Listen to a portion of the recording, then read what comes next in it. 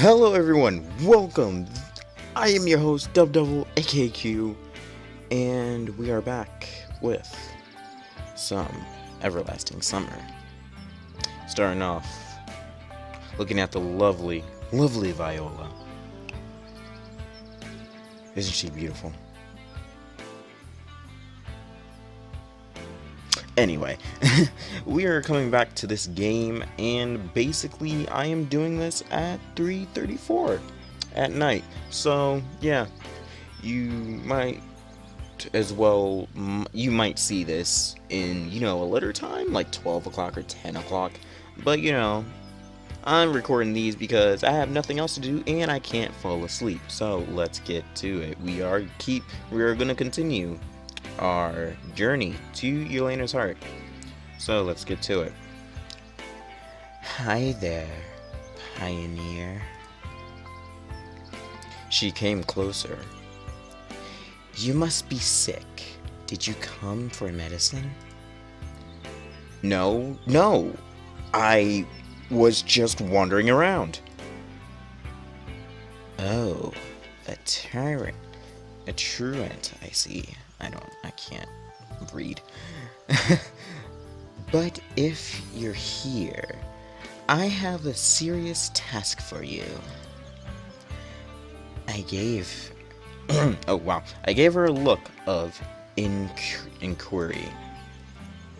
The word task made me feel uneasy. It sounded like something inevitable. Because with Viola, you can't escape her. She will come after you, and she will seduce you. Or in other case, she will actually drug you and drag you into her medical room, doing some things that can't talk about on this channel. Anyway, the nurse smiled spitefully. You both will help me to make an inventory of supplied medicine which arrived today. Both? Who are we? Perhaps I misheard, but the word could be confused with both. Or what word? Hi. Luna. A wild Luna has appeared. Luna emerged from behind the nurse's back. It seemed strange that I hadn't noticed her until now. Come here after dinner. I have explained everything to Luna. She will tell you what to do. Medicine, huh? Supplied today. But Olga told me that no bus would arrive in the next couple of days. So there were visitors to our camp today? Yes, they arrived from the city this morning. Why are you asking? Just curious. Alright then, pioneer. You always have to stretch that pioneer out. That sounded wrong, actually.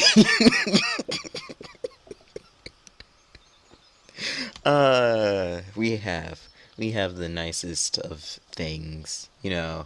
This channel is the most, sophisticated channel out there.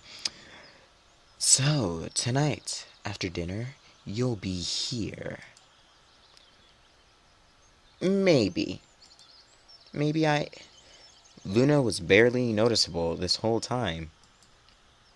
Surely she's able to remain invisible like a skilled ninja. Ninja Luna. That's frightening, actually. I could do it on my own. No way. There are lots of boxes. I'm sorry if all the girls' voices sound the same, except for like 2 or 3, but I'm a guy. I can't do that many girl voices. And the pioneer is always ready. Isn't that so, pioneer? What is up with her face? Every time I see that face, it seems like she's having a freaking orgasm. Like she's really like pondering. Her minds are going off to a weird place with us, man. We still can't get with her, but she is pretty.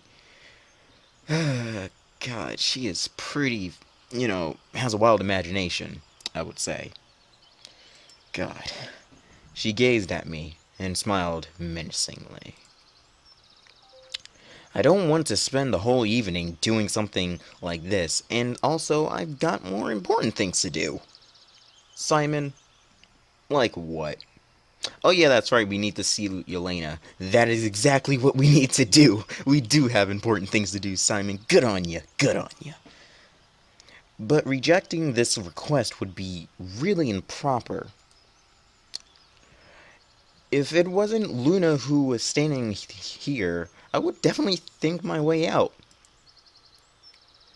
So, we have okay. We have okay, I'll come. Or we have, Olga asked me to help her tonight. We are going to actually say Olga asked me to help her tonight. Because I'm sorry, Nurse and beautiful Luna, but the first person I saw with those great, great green eyes, those beautiful, beautiful, beautiful eyes. Senpai, I have to help her. Besides, Sylvia, by the way, which she was the original first person I saw, but for an adult, Senpai was the only one I saw. Maybe I shouldn't have lied to her. I should think before I say something. Oh, really? And what exactly are you going to help her with? It was turning out bad, but I decided to stand my ground. Her cabin. Yeah, put that tough man voice in. Her cabin. She asked me to clean it up, sort out the things, and so on. Bet you know what a mess the cabin is. Sure, she asks you to tidy up her closet too. The nurse looked at me intensely.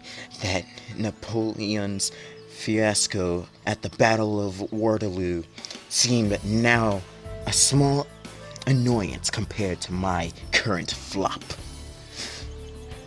Oh man, I think, oh my god, the nurse. Oh man, the nurse is really one of those people that only gets sexual, like she has an idea of what I would be doing with Olga.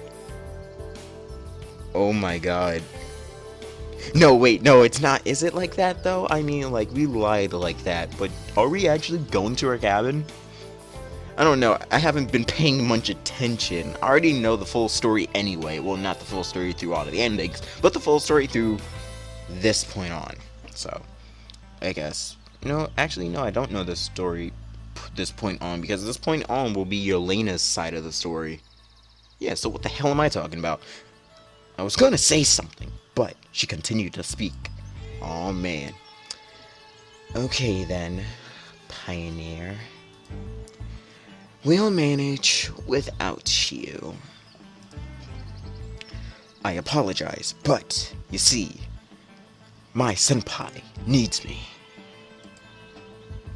I said and looked at Luna. She stood looking at the ground, like before, blushing more and more. It's alright. I'll manage it on my own, said Luna. Okay then, said Simon. An awkward silence followed. I wanted to sink into the background because of my lame lie that had probably offended Luna.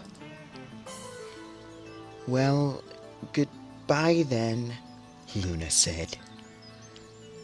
Bye, Simon not giving any fucks. The nurse was still smiling spitefully. I turned and walked away, almost running. Though, in fact, I really wanted to run. Come on, common sense advised me not to. I came back to my senses when I reached the square. Okay, I'll stop doing that voice. I'm sorry. I'll stop doing that voice, but I thought that moment needed some, some impact, some action, some feeling. Something, I don't know. So, what's next? I decided to visit my cabin in order to collect my phone. I don't know where I'll find myself today, but having a watch is always useful. Though having a wristwatch is much easier. So you say. Suddenly, I heard a different tune, which was cutting through the usual noise of the camp. I listened to it carefully. Sounds like an electric guitar. 3 repeating chords, no more. We already know who that is.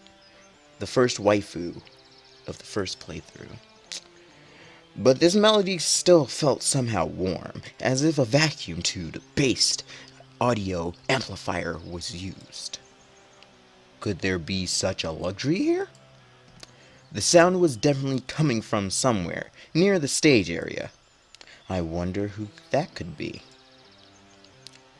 Who cares? I gotta keep looking for answers. Whoever that is, what's the big deal? I have better things to do. You say, Simon. March on. I came back to the leader's cabin. Olga was lying lazily on her bed and reading a book.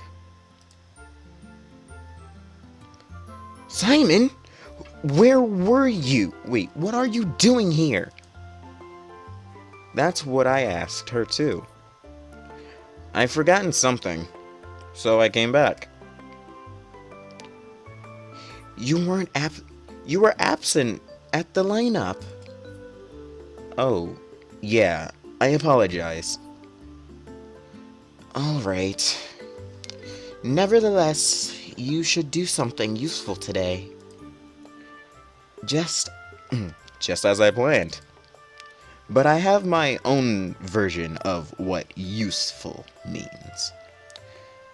Like, you could go to the square to help with cleaning.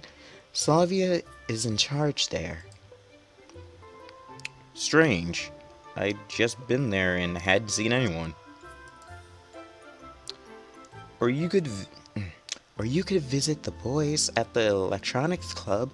They asked me for a hand. Those fathers of invention again? Finally, you could help at the sports club. What are they up to? Oh, wow, I read that weirdly. What are they up to? They're renewing the pitch, fixing the benches, changing the goal nets, and so on. Honestly, none of these options suited me. Why is she always trying to burden me with work?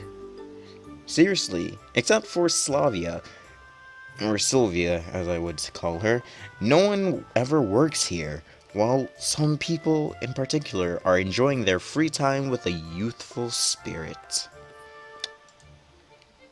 Everyone of the leaders attempts to keep me busy. Seems too severe. Serve only one purpose. To prevent me from finding out my current location. Yes, that is exactly right, Simon. It is because they're trying to block you, trying to, derange you or derail you from your adventure. They want you to stay here forever. But, that won't happen. No. Haha. You will get out of this, whether you go out of it alive or dead. Hopefully alive. Really, all the deep and vital questions concerning my existence are swept away by a broom, together with all the rubbish and litter. It's still strange how Olga says we actually our parents actually sent us a letter to go there, and she talked to our parents on the phone, but this is back in time. So, but we weren't born yet? Were we?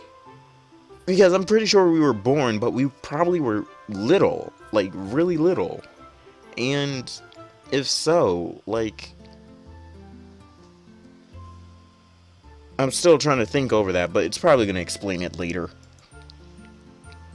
In my case, taking some time to work would probably pay off, but just like someone suffering gangrene and rejecting and amputation. What the hell is my words? I will stand by my beliefs. You know, I already had my own arrangements.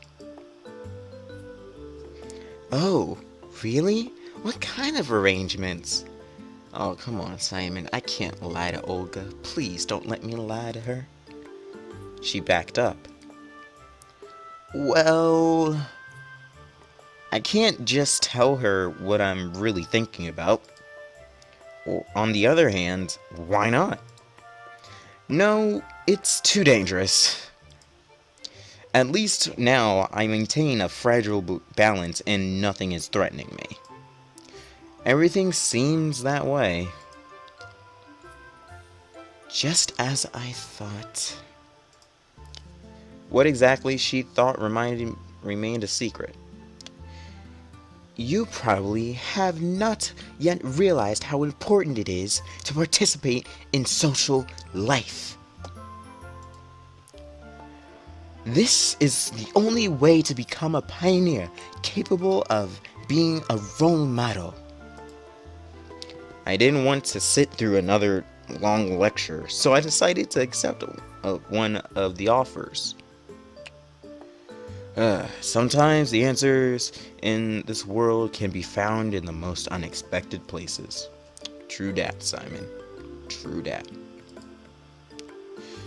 Or at least I wanted to believe. So, should I choose for you? No need to, babe. I got this. I can choose on my own. I'm not a kid. The leader's voice turned authoritative. Oh man, she getting some authority in her voice. I can do it myself, thank you. Exactly, we're independent. We're an independent person. We can do this on our own. We can select our goals for life. So, I mumbled and left the cabin. Oh man. Let's go to the sports club. Sylvia, not really. Since it's still a thing. So I believe Uylana is at the sports club since she, I guess, into sports since the first day that I think we saw her at the sports. At the field. So let's go there. Bullseye.